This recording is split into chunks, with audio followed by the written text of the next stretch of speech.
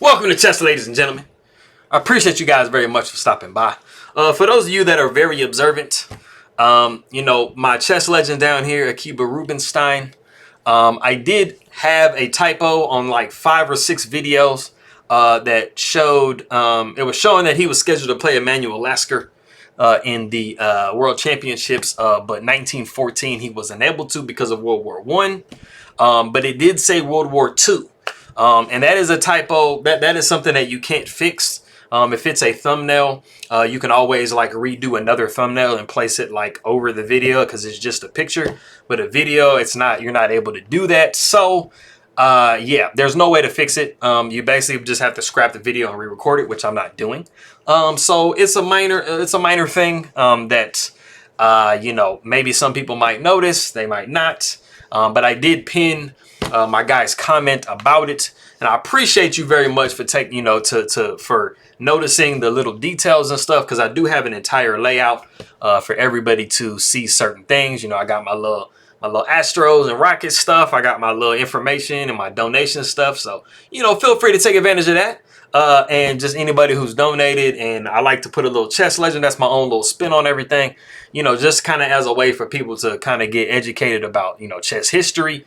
Because, a lot of people, they kind of play chess, but they don't really know the whole history of chess. So for anybody that's interested, you can go ahead and take a look at that stuff right there. But, and I don't normally talk this long, but I feel like I'll get on and address that real quick. But as always, my people in the Philippines, maligayang pagdating sa my chess, ladies and gentlemen.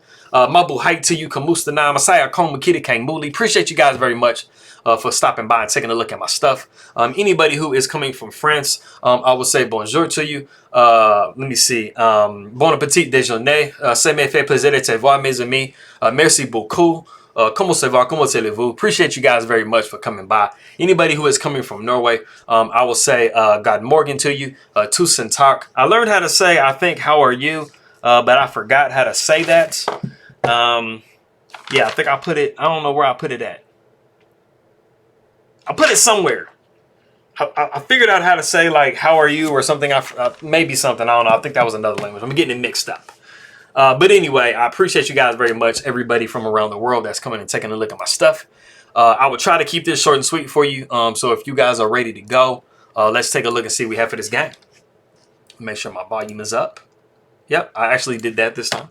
So we have e4, e5, knight comes to f3, knight to c6. We have bishop to b5, a6. So this is the Ruy Lopez, also known as the Spanish game, and this is the Morphy defense. He basically just didn't like the bishop there, so he said, hey, man, make a decision. So a lot of times you see bishop to a4. It's the most common way to play. It keeps as many pieces on the board as possible. That's something that you definitely want to do if you're very good tactically, is keep as many pieces on the board, because then you have just literally so many tactical options. Knight comes to f6. So we do see castles. Of course, as you guys know, you are not winning a pawn here because if you do go into this situation here, you will see the bishop taking, and then after the pawn takes, you have rook to e1, and you do have some issues with this pawn. It is double attacked. That's just one way that you can play it, but we do see bishop to e7.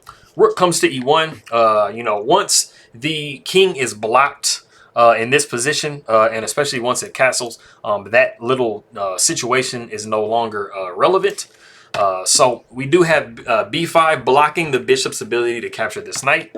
Bishop back to b3. We have castles by black. a4, bishop to b7, d3, d6, bishop to d2, queen to d7, knight comes to c3. So as you can see, both sides have pretty much done, what they want to do. Black actually is a little bit, tiny bit of ahead of white. They do have their rooks connected. White, pretty much just needs to move their queen somewhere, and then they have the same thing. But, both sides are doing pretty well. Knight comes to a5. And, black would really much like to take this bishop and kind of mess up white's structure. But we do see bishop back to a2.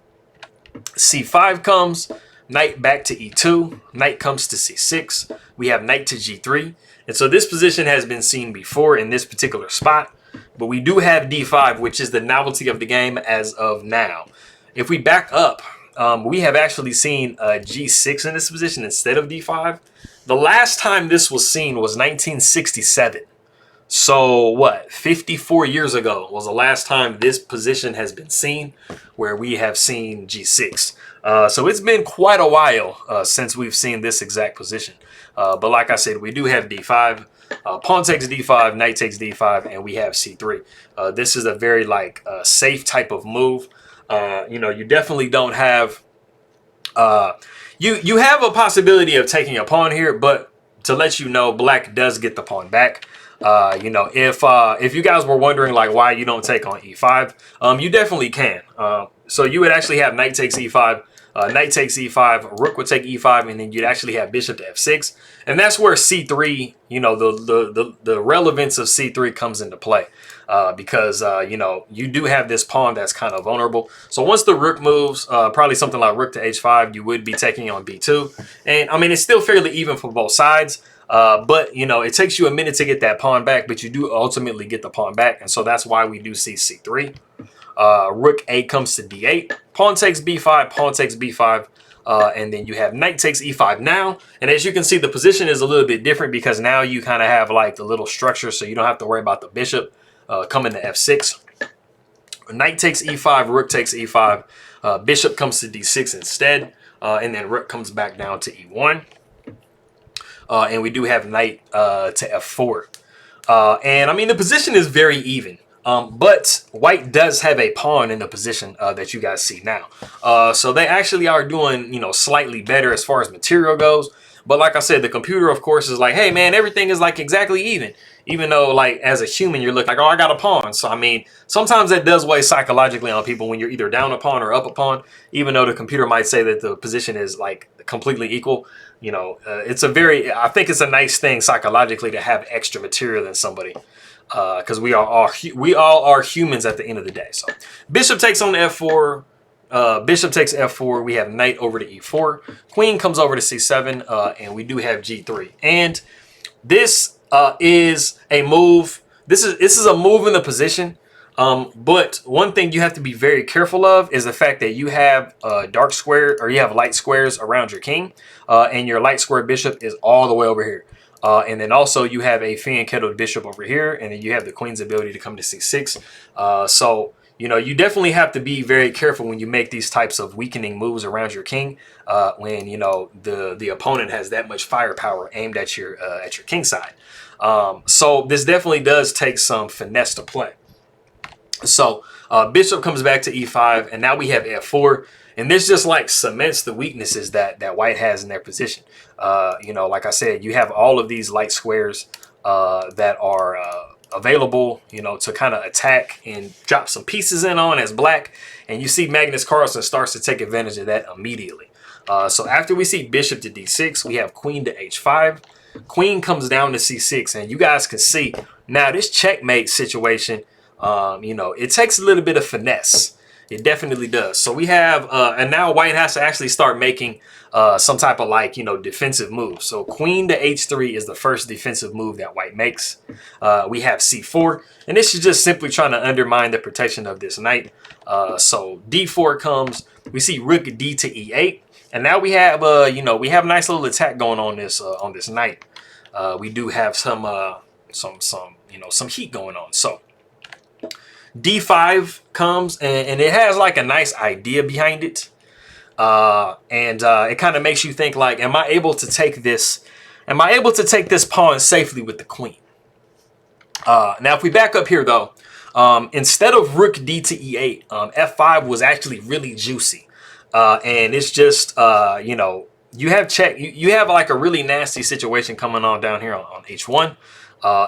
You do have quite a bit of weaknesses, so it's probably going to force knight back to F2, and then rook comes to F6. And as you guys can see, I mean, you just have a lot of heat coming, on this king side, and so this is definitely a much better position for black. But going to what we had in the game, like I said, we did have kind of jumping ahead. We did have queen. We did have D5 asking the question to the queen, what does it want to do? And Magnus Carlsen says, hey, man, you know what?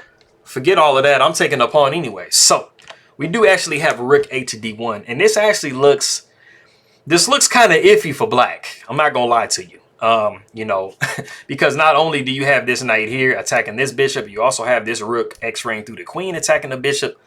So it kind of looks like you about to lose a piece, man. So if you guys want to go ahead and pause the video and see what idea Black has, Magnus Carlsen has in his mind, go ahead and do so.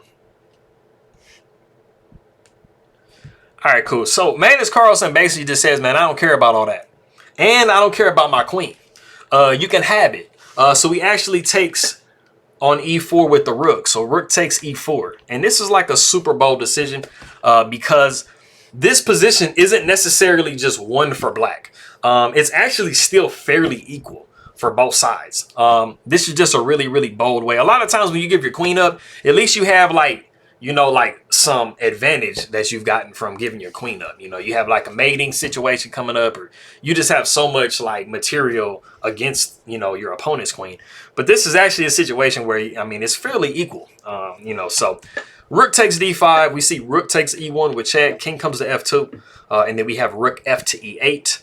And, you know, you have to be very careful in this position because you definitely don't want to be, you know, just sitting there going for material after rook takes d6 and just get mated with rook 8 to e2. Don't do that. So we actually see rook to e5, giving an exchange. Well, pretty much giving your last rook away. Bishop takes on e5. We have king takes e1. And now we have a nice discovery. Bishop takes c3 with check. King comes to f1. Bishop back to c8. Queen to g2.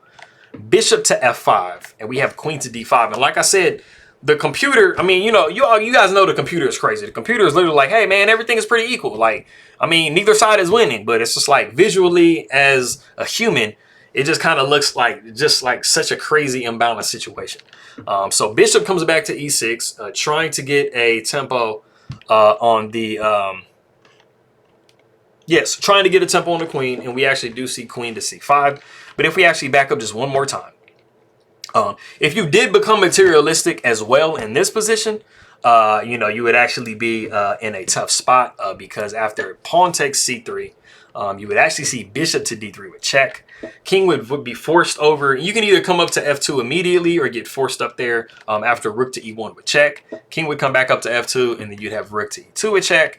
King down to g1, rook takes g2, king takes g2, and then the killer move b4. You are forcing, you know, you are forcing the situation here, undermining this pawn and trying to see if you can trap this bishop a little bit. So for those of you that remember the position that I showed you guys in the previous game that I analyzed, like this bishop was not the best piece in this game. You know, it just never really had the type of scope that you really want. So more specifically, this position here is almost identical to the pawn to the bishop that we saw in the previous game where it had to do this little shimmy over here. But getting back to what we had in the game, queen did come to c5. Bishop took on b2. We have king up to g2. Bishop to d7. Queen comes to d5. Rook to d8. And now we're actually in a situation where the tide does start to turn for Black. And I mean, you have some really monster passed pawns over here. And I mean, you actually have the ability for a bishop and a rook to go against the queen, which isn't super equal. But I mean, you know, if you have the right technique, like I'm sure Magnus Carlsen does, you can actually do something with it. So the queen comes back over to c5 because we're looking at an actual discovery here with the bishop to h3 check. And then we would be losing our queen, and that would be lights out. So we do have to sidestep that. So queen comes to c5. Bishop comes back to f6. And like I tell you guys before, when you are down a queen and you have a couple of pieces against, you know, a queen or something like that, you do have to try to make sure that your pieces are coordinated and they're kind of protecting each other. You definitely don't want to have your pieces all over the board and make it to where, like, you know, your pieces are kind of all on their own, you know. So as you can see, this bishop comes back so it can protect this rook. This bishop is going to try to come somewhere where it's protected as well. And everything is just kind of holding each other. That's what you have to do when you're playing against the queen. So we do see bishop down to b1. We have g6. We're not worried about dark square weaknesses because they have a light square bishop. So g4 comes. Bishop takes g4. So this kind of donates another pawn away. So we have queen takes b5. C3, and this is like really super killer. We have F5, and then we actually have G5 closing the position down, basically making it to where this bishop is a non-factor. And it is actually in this position that Bacrot does resign the game. Now, basically, one of the main reasons why you resign this position is not only are you down like a bunch of pawns, but you don't really have a great way of stopping this pawn from advancing. So if we just take like, you know, the main problem is the fact that, not the main problem, but one of the problems is the fact that, you know, you really kind of want to hold on to this pawn because you are looking at rook to d2 with check on the king, and you are going to be forcing this pawn down to c2. And not only are you blocking the bishop's ability to protect this pawn, but you're also threatening to just capture it or to force the pawn through to promotion. So you really kind of need to maintain this this rank, but there aren't like a lot of good moves that you can make. Probably the most logical move to make is going to actually be queen to c5, but this also loses because rook to d2 with check after king to g3, bishop comes down to d2. And as you guys can see, this particular position, the most important square to try to defend is going to be c2. This is like the key square in the position.